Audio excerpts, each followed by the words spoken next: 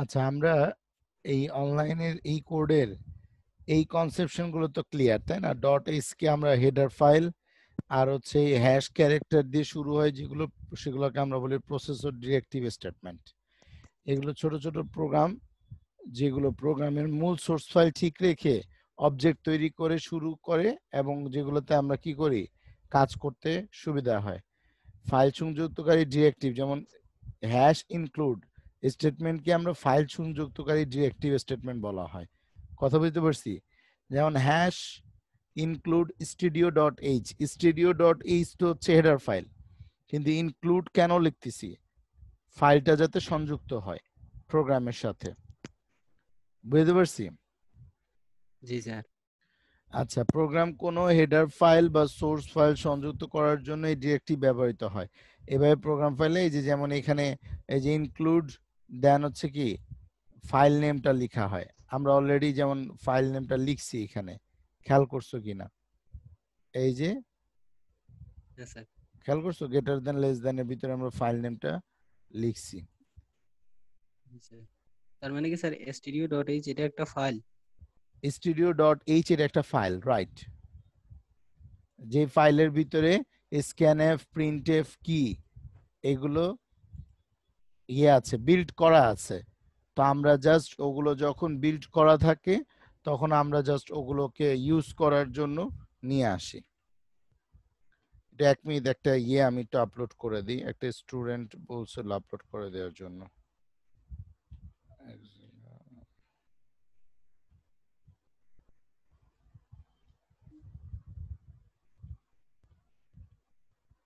ওই header file যখন আমরা ওই ইউজ করি, ওই যেটাকে বলি হ্যাশ, তখন ওই হ্যাশ চিহ্নটা অ্যাকচুয়ালি আমাদেরকে হেল্প করে যে ওই ফাইলটাকে কোডিং লাইনের সাথে অ্যাড করে দেওয়ার জন্য।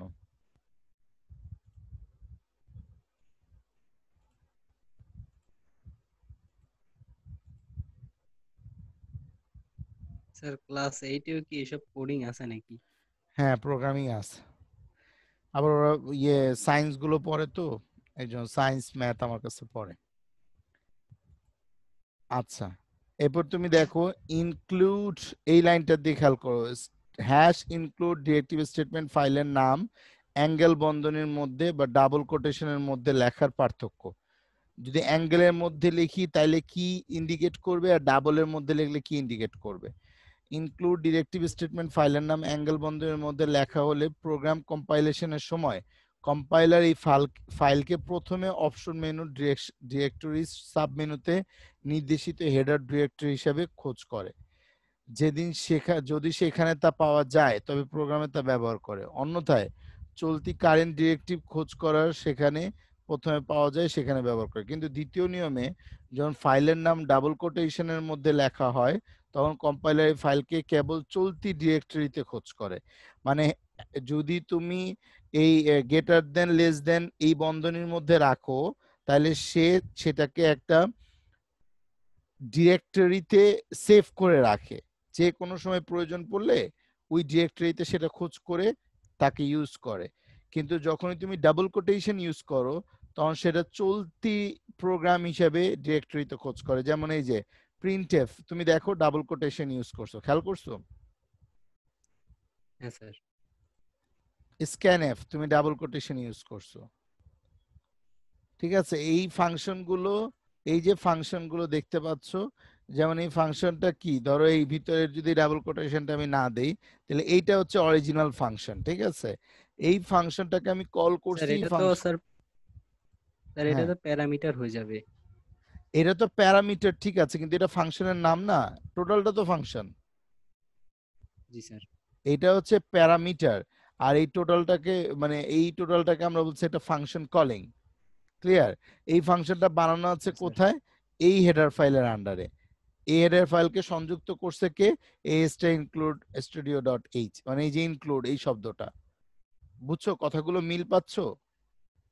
জি স্যার। আচ্ছা, এবার দেখো এখানে কিছু জিনিসে লাইব্রেরি ফাংশন দিয়ে দিই, যেমন studio dot H standard input output header file. এর আন্ডারে স্ক্যানএফ আছে, প্রিন্টএফ, গেটচার, পুটচার, গেটস, পুটস, এই ফাংশনগুলো এর মধ্যে আছে। এই ফাংশনগুলোর কি কাজ এটা ডান পাশে বিবরণ দেওয়া আছে। কোনিও ডট এইচ যেমন সিএলআর, এসসিআর একটা ফাংশন, গেটস একটা ফাংশন, এগুলো কোনিও ডট এইচ এর মধ্যে আছে। ঠিক আছে, তো সি প্রোগ্রামিং আমরা যখন শুরু করি তখন এটা শুরু করার পদ্ধতি ওরা টার্বো সিতে দেখাইছে। এটা হচ্ছে একটা মানে প্ল্যাটফর্ম, কম্পাইলার প্ল্যাটফর্ম। ঠিক আছে, এখানে আমরা না করে আমরা অনলাইন প্ল্যাটফর্মে ইউজ করছি। ঠিক আছে, এটা তুমি একটু জাস্ট রিডিং পড়ে নিতে হবে যে এই প্ল্যাটফর্মে সে কিভাবে কাজ করে। বুঝতে পারছো? হ্যালো। জি স্যার, জি স্যার বুঝতে পারছি। আচ্ছা, এবার আমি চলে আসি সি প্রোগ্রামিং এর ডেটা টাইপ। সি প্রোগ্রামিং এ ব্যবহৃত যতগুলো টাইপ আছে, কি কি টাইপ তুমি জানো এখন পর্যন্ত? এখানে তো স্যার আছে ফাঁকা data type, derive data type, user defined data type আর মৌলিক ডেটা টাইপ। না, তুমি কি কি টাইপ জানো এতদিন পর্যন্ত? তুমি যে টাইপ ইউজ করলা প্রোগ্রামিং এ, তুমি কি কি টাইপ জানো?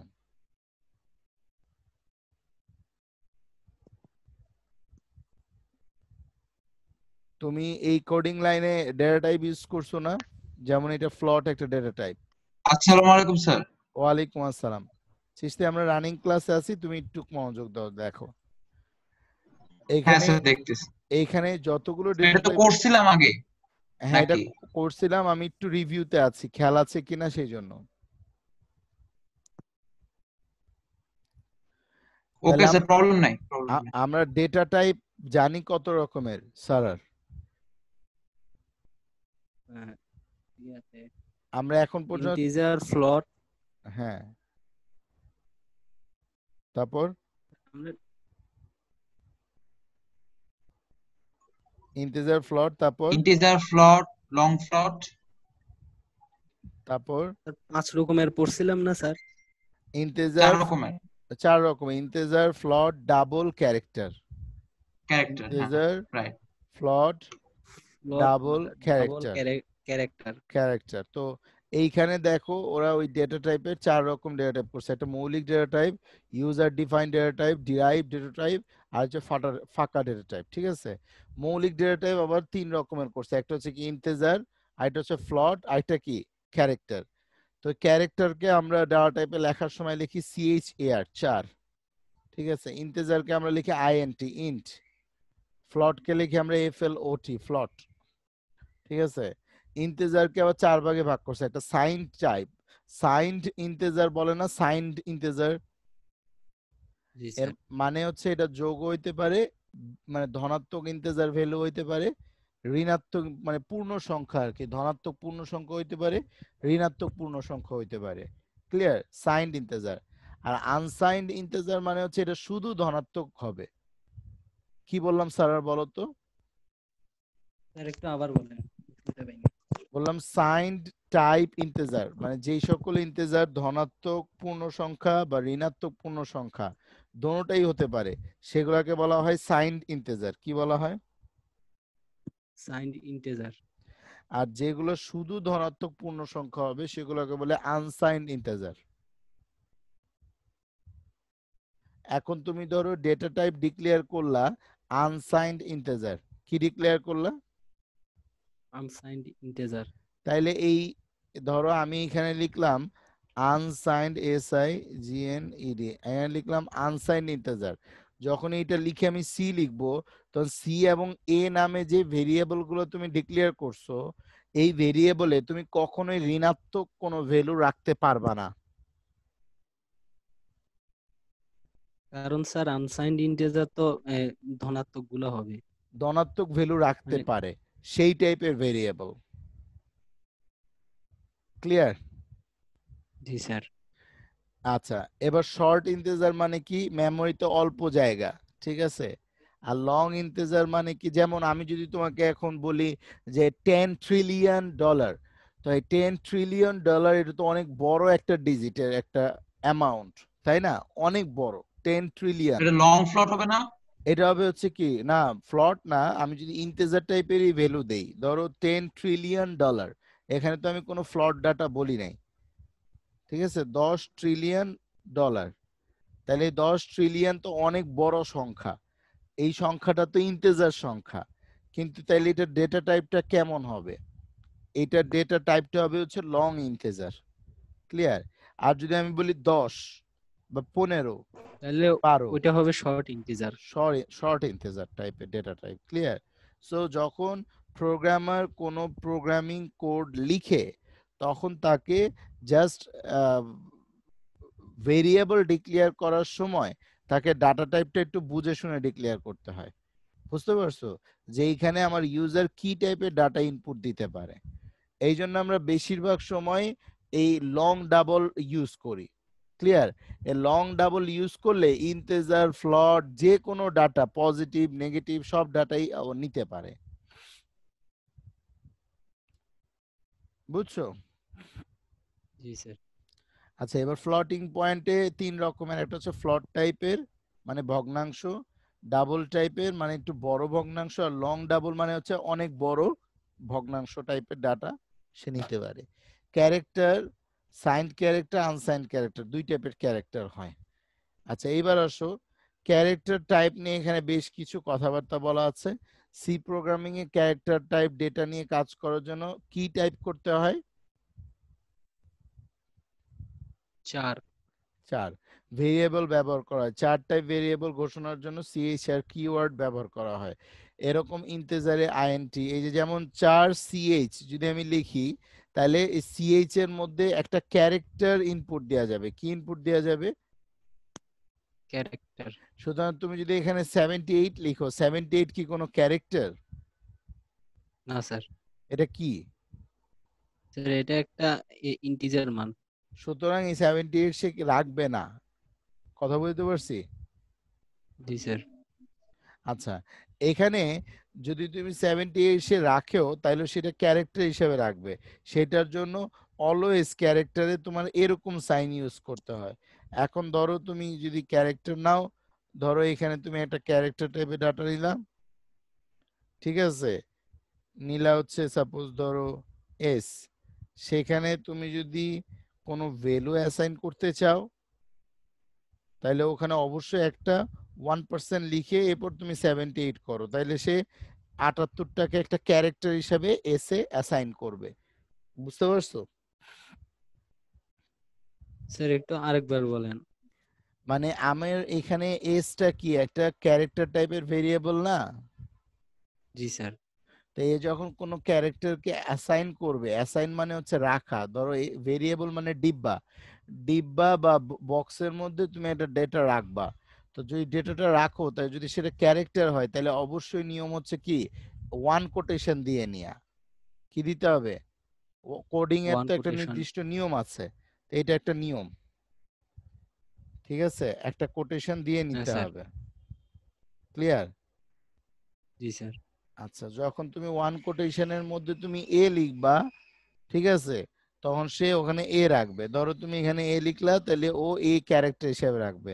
এখন তুমি এ না লিখে তুমি লিখলা 9, তাহলে সে 9 কে ক্যারেক্টার হিসাবে এস এর মধ্যে রাখবে।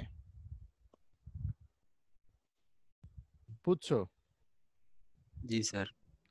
আচ্ছা, এভাবে ইন্টিজার টাইপের এখানে বেশ কিছু কথাবার্তা আমি যা বলছি তা এখানে বলা আছে।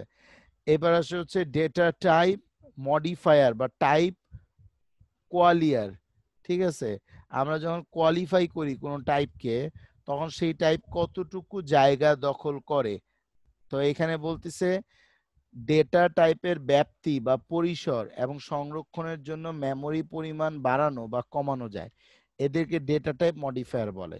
তো বলো তো ডেটা টাইপ মডিফায়ার কাকে বলে বা কোয়ালিফায়ার কাকে বলে? যে সকল কিওয়ার্ড ব্যবহার করে ফ্লোট ছাড়া অন্যান্য মৌলিক বা প্রাথমিক ডেটা টাইপের ব্যাপ্তি বা পরিসর এবং সংরক্ষণের জন্য ব্যবহৃত হয় সেগুলাই হচ্ছে মডিফায়ার মডিফায়ার, বা কোয়ালিফায়ার। Qualifier, right. এখন ওই যে আমি তোমাকে বললাম যে ইন্টিজার আগে তুমি সাইন্ড ইউজ করতে পারো, আনসাইন্ড ইউজ করতে পারো। ক্লিয়ার? সাইন্ড লং ইউজ করতে পারো, আনসাইন্ড লং ইউজ করতে পারো। এতে করে কি হবে, সে জায়গাটা বেশি নিবে। তা আমি গত ক্লাসে এই জায়গাটা কতটুকু নিচ্ছে এটা ক্যালকুলেটরে একটা প্রসেস শিখাই দিছিলাম। একটু এক্সপ্লেইন করো তো, শুধু ইন্টিজারটা এক্সপ্লেইন করো আমাকে Chishti. Yes, sir. Integer modified data type, এই টেবিলের এই যে ভ্যালুটা, এটা তো পরীক্ষায় এমসিকিউ আসতে পারে, কিন্তু এই ভ্যালুটা মুখস্থ হ্যাঁ, না আসছে। রেখে কি করলে আমাদের এই ভ্যালুটা আমরা পাবো? কোনটা স্যার এটা মুখস্থ? ক্যালকুলেটরের মাধ্যমে। আর ক্যালকুলেটর। মুখস্থ করতে হবে এই যে সাইজ বিটটা, যে ইন্টিজার রাখে হচ্ছে কি 16 বিট, তার মানে কি 2 হ্যাঁ, বাইট। ওটা তো স্যার মুখস্থই।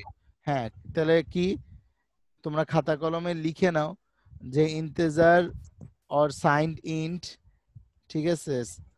সাইন্ড মানে তো ধনাত্মক হইতে পারে, ঋণাত্মক হইতে পারে। এই টাইপের ইন্টিজার হ্যাঁ, ভ্যালু স্যার। 2 বাইট জায়গা নেয়। 2 বাইট মানে কি 8 বিট করে 16 বিট। 8 bit 16 bit. হ্যাঁ, 2 বাইট জায়গা নেয়। এবার যদি আনসাইন্ড ইন্টিজার স্যার হয়, পরীক্ষায় কি উল্লেখ করে দেওয়া থাকবে বাইট বা বিটে লেখার জন্য? না না না, এটা এমসিকিউ তে আসতে পারে, প্রোগ্রামিং এ এইসব কিছু উল্লেখ থাকবে না, ওটা তোমার ইচ্ছা মতন তুমি লিখবা। আচ্ছা।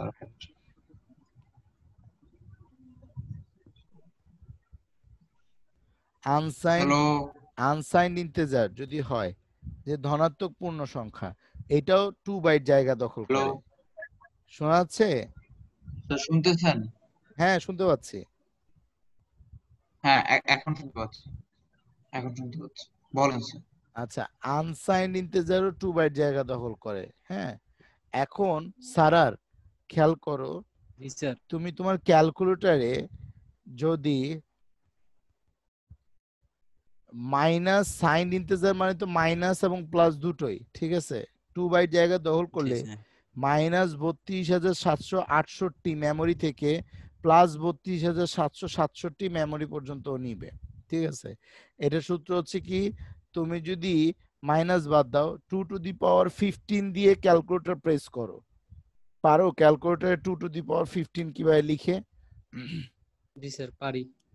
আচ্ছা, 2 টু দি পাওয়ার 15 দিয়ে তুমি যদি ক্লিক করো ক্যালকুলেটরে, দেখো লিখা আসবে 32,768, লেখা আসছে?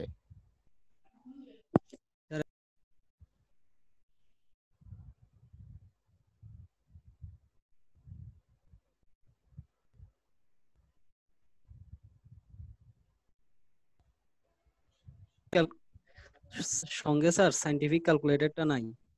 আচ্ছা, তো ক্যালকুলেটরে যদি তুমি 2 টু দি পাওয়ার 15 দাও, তাহলে স্যার আমার তোমার কাছে আছে।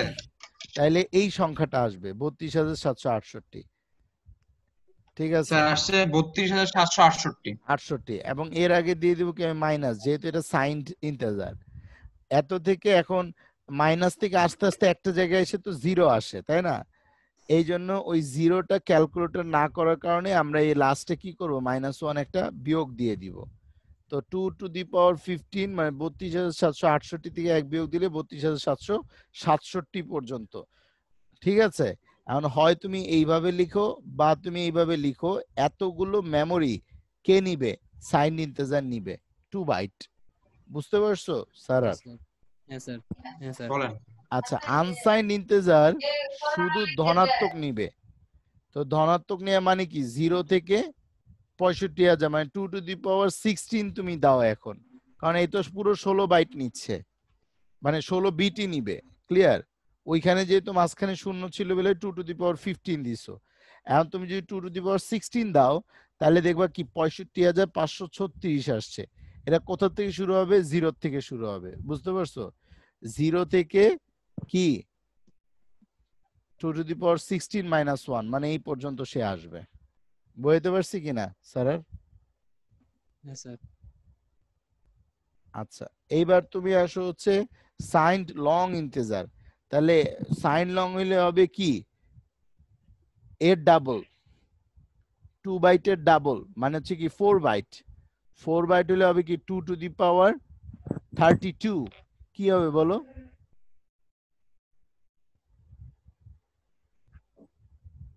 হ্যালো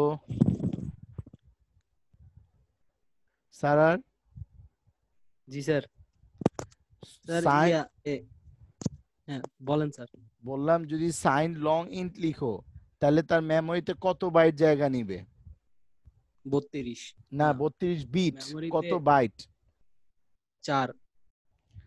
এবং এই 32 বিট হইলে তুমি এর উপরে কি বসাবা 2 টু দি পাওয়ার 32 কথা বুঝতে পারছো? হ্যাঁ স্যার এখন 32 বিট হলে স্যার 4 বাইট হবে না? হ্যাঁ 4 বাইট হবে।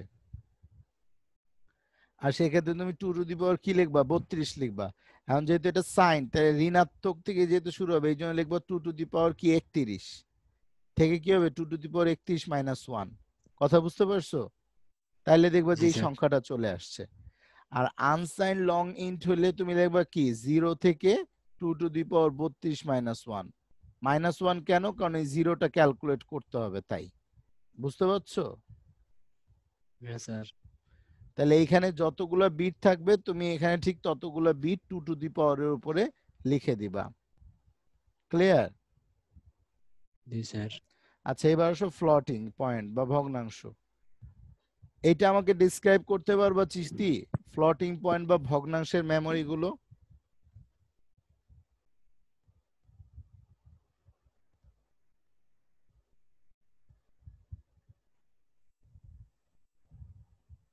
আচ্ছা স্যার আর খেয়াল করো যদি ফ্লট থাকে হ্যাঁ তাহলে আমরা নিব হচ্ছে 32 বিট তাহলে কত বাইট জায়গা নিব? 4 বাইট। যদি ডাবল হয় তাহলে 64 বিট তাহলে কত বাইট জায়গা নিব? 8 বাইট। লং ডাবল হইলে 80 বিট তাহলে কত বাইট জায়গা নিব? 11 বিট মনে হয় স্যার, 11 বিট না? না 10 বাইট। ও 10 বাইট। এখন এগুলা যদি তুমি ক্যালকুলেটরে বসাও তাহলে তুমি অ্যাকুরেট মান পাবা না। এই জন্য এইখানে যে মানগুলো আছে এই মানগুলো তোমাকে মুখস্থ করে ফেলতে হবে এই 3টা মান জাস্ট বুঝতে পারছো? জি স্যার। পারবা? পারবো। এবার আসো ক্যারেক্টার। ক্যারেক্টার সাইন্ড ক্যারেক্টার নেয় হচ্ছে 8 বিট তার মানে কত বাইট নেয়? 1 বাইট। তাহলে ওই জাস্ট 2 টু দি পাওয়ার যদি তুমি -7 টু দি পাওয়ারতে যেহেতু সাইন্ড তার মানে মাইনাস আসতে হবে তাই না? তাহলে -2 টু দি পাওয়ার 7 থেকে তুমি প্লাস কি 2 টু দি পাওয়ার 7 -1 করে দিবা পারবা না? পারবো স্যার। দেখবা এই -128 থেকে +127 আসবে। আবার যদি তুমি যদি আনসাইন্ড ক্যারেক্টার হয় তাইলেও কি 1 বাইট হ্যাঁ 8 বিট তাহলে 2 টু দি পাওয়ার 8 -1 করে দিবা দেখবে এটা আসবে। তুমি কি বিষয়টা বুঝতে পারছো? বুঝতে পারছি স্যার। ওকে তো এইখানে একটু ব্যাখ্যা করছে যে স্যার ফ্লট এখানে হ্যাঁ স্যার ওইখানে 2 টু দি পাওয়ার 7 মাইনাস 1 হলো না কেন অন্যগুলার মতো? কোন জায়গায়? স্যার আনসাইন্ডে? আনসাইন্ড। জি আনসাইন্ড তো স্যার। নেগেটিভ হবে না ও তো শুধু পজিটিভ থেকে স্টার্ট হইছে। যত জায়গায় আনসাইন্ড আছে দেখো সব জায়গায় কিন্তু জাস্ট 32 বিট দেখো 32 বিটই আছে খেয়াল করছো এবং শুরু হয়েছে কোথা থেকে 0 থেকে নেগেটিভ না। যত আনসাইন্ড আছে এই যে আনসাইন্ড দেখো 16 এই যে 16 থেকেই শুরু হয়েছে 16 -1 0 থেকে 16 খেয়াল করছো? হ্যাঁ স্যার। এই যে 0 থেকে 2 টু দি পাওয়ার 32 খেয়াল করছো? 0 থেকে 2 টু দি পাওয়ার 8 -1 বুঝছো না বুঝো নাই? বুঝছি স্যার। আনসাইন্ডের ক্ষেত্রে যা বিট আছে তাই হবে কিন্তু 0 থেকে স্টার্ট হবে বিধায় লাস্টে একটা -1 দিবা। কিন্তু সাইন্ডের ক্ষেত্রে 8 বিট থাকলে 7 হবে 32 থাকলে 31 হবে 16 থাকলে 15 হবে। ক্লিয়ার? হ্যাঁ স্যার ক্লিয়ার। আচ্ছা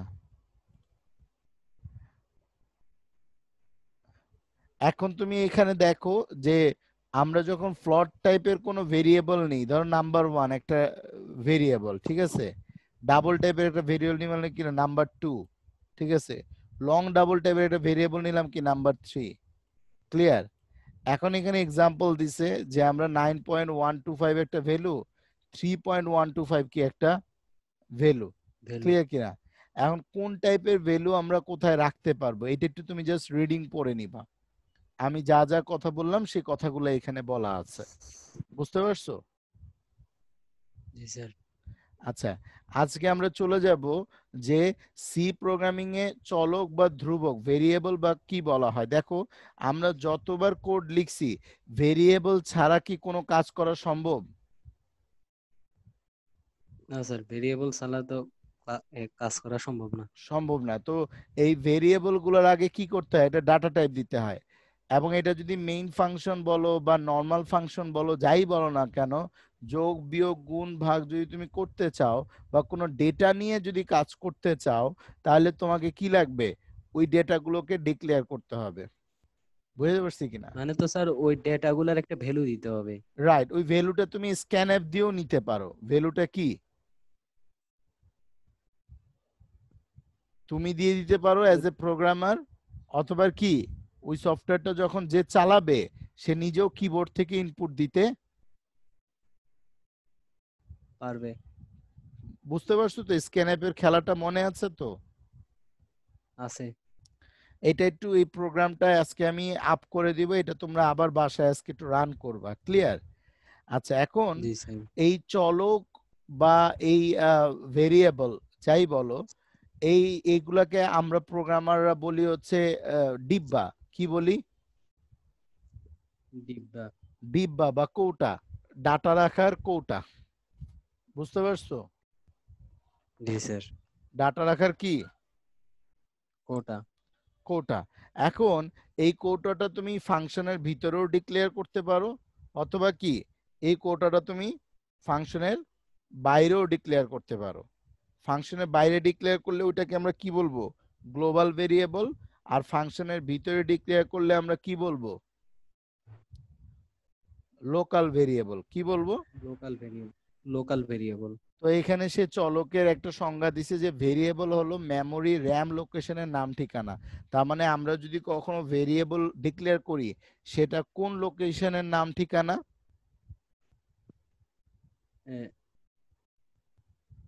র্যামের।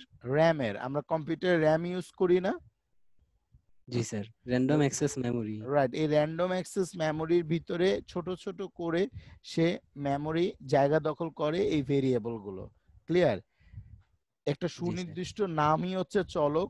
মেমোরিতে নির্দিষ্ট জায়গা দখল করবে, কতটুকু জায়গা দখল করবে সেই চলকটা ডিপেন্ড করবে তার ডাটা টাইপের উপরে। এখন ডাটা টাইপ তুমি যা বলবা ও অতটুকুই সাইজ নিয়ে নিবে মেমোরিতে। বুঝছো না বুঝো নাই? তুমি যেই টাইপের বুঝছি ডাটা স্যার। টাইপ লিখবা সেই টাইপের সাইজ কি মেমোরিতে ও নিয়ে নিবে। নিয়ে নিবে। নিয়ে নিবে। এর একটি নির্দিষ্ট ডেটা টাইপ থাকবে। ক্লিয়ার? তো ফরম্যাট দিয়ে দিছে data type variable name value. এখন ডেটা টাইপ যদি হয় ইন্টিজার, ক্লিয়ার, তাহলে ইন্টিজার শুধু ইন্টিজার কতটুকু জায়গা নেয়, জাস্ট 2 বাইট, মানে 16 বিট জায়গা নেয়। তা নাম্বার 1 নামক ভেরিয়েবলটা কত বিট জায়গা নিছে র্যামের মধ্যে? নাম্বার 1 নামক ভেরিয়েবল স্যার 2 বাইট জায়গা নিছে। 2 বাইট, যেহেতু শুধু সিম্পল ইন্টিজার, তাই না? আচ্ছা, এবং এই ওই 2 বাইট জায়গার মধ্যে সে জাস্ট 60 রাখছে। ক্লিয়ার? আচ্ছা, ভেরিয়েবল ডিক্লারেশনের স্থান কি ফাংশনের মধ্যে হইতে পারে। ক্লিয়ার? ফাংশনের কি প্যারামিটার হইতে পারে, সমস্ত ফাংশনের বাইরে হইতে পারে। কি কি বললাম? ফাংশনের মধ্যে, প্যারামিটারের মধ্যে, আর নাহলে সবকিছুর বাইরে। তার মানে আমরা দেখো এই প্রোগ্রামের মধ্যে সবার বাইরে আমরা কি ভেরিয়েবল নিছি, এটাকে কি বলে, গ্লোবাল ভেরিয়েবল, সব ফাংশনের বাইরে। যদি ফাংশনের ভিতরে নিছি তাহলে এগুলাকে কি বলবে, লোকাল ভেরিয়েবল। Local variable. আবার যদি আমরা এই যে প্যারামিটারের মধ্যে যদি ফাংশন নিই, এখন ধরো যে এর মধ্যে আমি লিখলাম যে এক্স কমা কি ফ্লট ওয়াই, এইভাবেও কি নেওয়া যায়, আমরা এইভাবে এখনো দেখি নাই। প্যারামিটারের মধ্যে কি ফাংশন নেওয়া যায়। যদি এখানে নেয় তাহলে আমি এখানে ইন্টিজার টাইপের একটা ডাটা পাঠাই দিব, ধরো 10 পাঠাইলাম, আর ফ্লট টাইপের একটা ডাটা পাঠাই দিব, ধরো 12.78 পাঠাইলাম। বুঝতে পারছো? কয়টা ডাটা পাঠাইলাম? জি দুইটা। স্যার। এই 10 গিয়ে বসবে দুইটা। কোন কোন ভেরিয়েবলের উপরে, এক্স এর উপরে। আর এই বারো এক্স এর দশমিক উপরে। সাত আট গিয়ে বসবে কার উপরে, ওয়াই এর উপরে। ওয়াই এর কথা কি উপরে। বুঝতে পারছো? এই যে প্যারামিটারের মধ্যে যে আমি ভেরিয়েবল ইউজ করলাম, এইভাবেও ভেরিয়েবল কি ইউজ করা যায়। যায়। এখন এই এক্স আমি বললাম কি, ধরো এই সি বললাম যে এক্স, আর এই ওয়াই এর এখানে অ্যাসাইন করবে কি ওয়াই। তার মানে ওয়াই এর ভ্যালুটা এর মধ্যে অ্যাসাইন করবে, আর এক্স এর ভ্যালুটা কি সি এর মধ্যে অ্যাসাইন করবে। ক্লিয়ার? করে সে যোগ বিয়োগ জি স্যার। করবে। বুঝতে পারছো না বুঝতে পারোনি? পারছি স্যার। ভেরিয়েবল ব্যবহারের সুবিধাগুলো তুমি একটু দেখে নিবা, ভেরিয়েবলের স্কোপ বা ক্ষেত্রগুলো, ভেরিয়েবলের প্রকারভেদ। ডিক্লারেশনের ভিত্তিতে ভেরিয়েবল দুই রকমের। ডিক্লেয়ার আমরা যদি স্যার ফাংশনের স্যার লাস্ট ক্লাসে কত নাম্বার পৃষ্ঠা পর্যন্ত পড়ানো হয়েছিল? লাস্ট ক্লাসে এই পর্যন্ত শেষ করা হয়েছিল, এই যে জাস্ট এই রেঞ্জ পর্যন্ত। ও হ্যাঁ, আমরা এখানে শুরু করছি হচ্ছে প্রোগ্রামিং এর সেকেন্ড পার্ট থেকে। তুমি যদি একবার রিভাইজ দিতে চাও তাহলে তুমি শুরু করবে হচ্ছে প্রোগ্রামিং এর সেকেন্ড পার্ট থেকে, মানে হচ্ছে এই যে পার্ট 13-14 থেকে। কথা বুঝছো? এর আগের গুলো আমরা ধরি না জি এখনো। স্যার। পার্ট 13-14 থেকে আমরা শুরু করছি সি প্রোগ্রামিং, এবং এই সি প্রোগ্রামিং এর আমরা আজকে পার্ট কত নম্বরে আছি?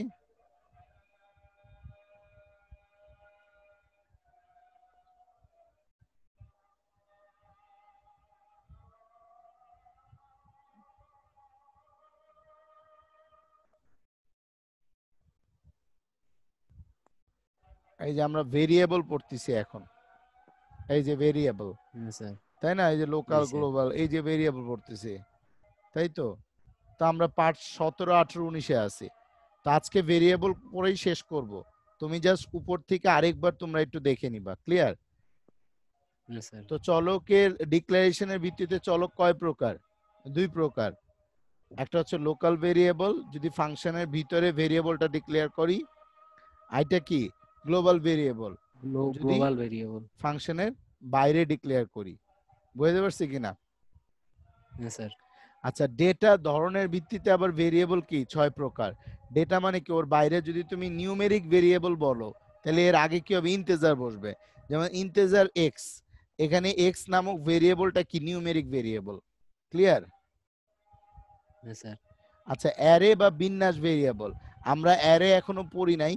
অ্যারে মানে হচ্ছে একসাথে অনেকগুলা মেমরি ডিক্লেয়ার করা। ক্লিয়ার? একসাথে আমি যদি এখন ইন্টিজার অনেকগুলো এক্স মেমরি লিখি, ডিক্লেয়ার করা। আমরা যদি ইন্টিজার এক্স লিখি তাহলে এক্স এ কয়টা ভেরিয়েবল ডিক্লেয়ার করা যাবে? মানে কয়টা ভ্যালু ডিক্লেয়ার করা যাবে? স্যার এখানে তো একটাই ডিক্লেয়ার করা যাবে, একটাই, কারণ কিন্তু স্যার হ্যাঁ, কারণ একটা মেমরি আছে তাই। কিন্তু যদি আমরা অ্যারে তৈরি করে দিই, ক্লিয়ার? ধরো আমি এখানে এ হ্যাঁ লিখে জাস্ট আমি এখানে একটা থার্ড ব্র্যাকেট দিয়ে দিয়ে 5 লিখে দিলাম, তখন এটা একটা অ্যারে হয়ে যাবে। তখন এখানে আমি ইচ্ছা করলে অনেকগুলো ডাটা ইনপুট দিতে পারবো। 10, মানে কি স্যার 6টা ডেটা? 6টা ডেটা, রাইট। বুঝতে পারছি কিনা? এই যে একসাথে আমি 6টা ডেটা ইনপুট দিতে পারবো। বুঝছো না বুঝো নাই? বুঝছি স্যার।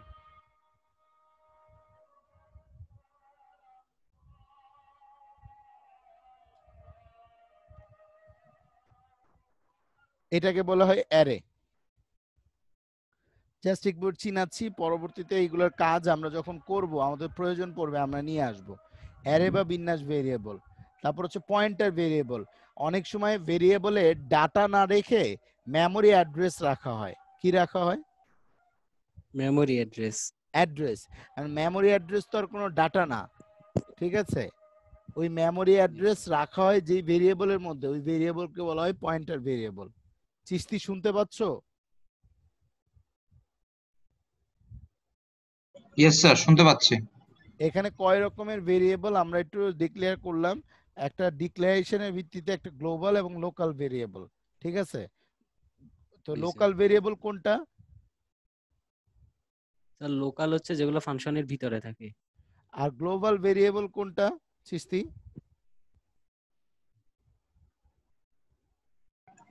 হ্যাঁ স্যার, সারার গ্লোবাল ভেরিয়েবল সেটা কোনটা?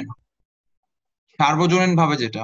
মানে যেটা কি ফাংশনের বাইরে ডিক্লেয়ার করা হয়, ঠিক আছে? হ্যাঁ আর হচ্ছে এই ডেটা ধরনের ভিত্তিতে কি আমরা এই যে আমাদের কোডিং লাইনের মধ্যে, এটা হচ্ছে আমাদের সব ফাংশনের বাইরে গ্লোবাল ভেরিয়েবল, আর এগুলা কি ফাংশনের ভিতরে, সো এগুলা কি লোকাল ভেরিয়েবল, ঠিক আছে? এরপর যদি জি আমরা স্যার। চিন্তা করি ডেটা ধরনের ভিত্তিতে কি, যদি নর্মাল ডেটা টাইপের পরে ভেরিয়েবল থাকে সেটা হচ্ছে নিউমেরিক। যদি ভেরিয়েবলের মধ্যে অ্যারে সাইন থাকে, অ্যারে মানে কি থার্ড ব্র্যাকেট দিয়ে যদি আমি সাইজ বলে দেই, তাহলে এটা হয়ে যাবে কি বিন্যাস ভেরিয়েবল, মানে একসাথে অনেক ডেটা রাখা যাবে, এটাকে বলা হয় অ্যারে ভেরিয়েবল। তারপর পয়েন্টার ভেরিয়েবল, যদি কোনো ভেরিয়েবলের মধ্যে আমরা কোনো মেমরি অ্যাড্রেস রাখি, ক্লিয়ার? সেটা হচ্ছে পয়েন্টের variable. String variable, string variable মানে হচ্ছে ধরো তোমার নাম হচ্ছে চিশতি, ঠিক আছে? চিশতি তো মোট ক্যারেক্টার 6টা, CHISTY, কয়টা ক্যারেক্টার স্যার? জি স্যার, 6টা। চিশতি নামের মধ্যে কয়টা ক্যারেক্টার? 6টা। 6টা ক্যারেক্টার। এখন যদি আমি 6টা ক্যারেক্টার রাখতে চাই, এটা কি আমার এই ক্যারেক্টার ভেরিয়েবলের মধ্যে রাখা পসিবল 6টা ক্যারেক্টার একসাথে? না স্যার। তাহলে এই ক্ষেত্রে আমাদের নিতে হবে স্ট্রিং। কি নিতে হবে? স্ট্রিং। স্ট্রিং। ধরো এই ক্যারেক্টার টাইপের যদি আমি অ্যারে নিয়ে নিই, এখানে যদি সাইজ বলে দিই কি 6, ক্লিয়ার?